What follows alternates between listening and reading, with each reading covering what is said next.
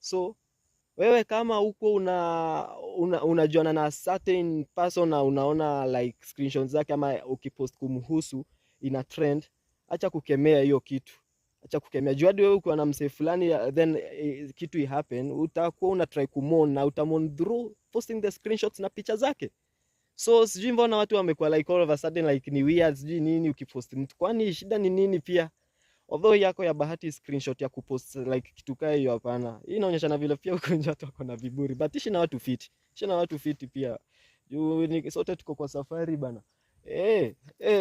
Alafu kitu kingine nadai kupost pia mimi screenshot yangu na Shalkido nikiwaonyesha vile kwanza tukijuana na yeye akinipea kazi ya photoshoot.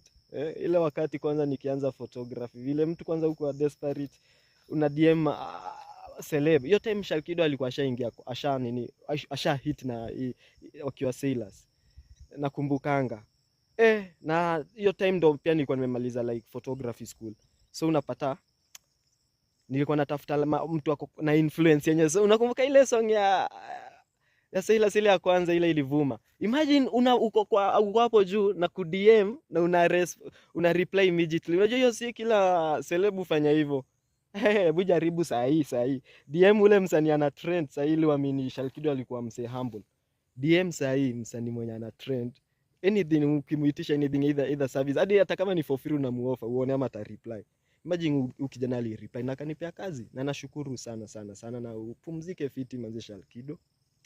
Pumzike. Je, kupoteza juzi tu nimepoteza pia mi bro. The same age tu.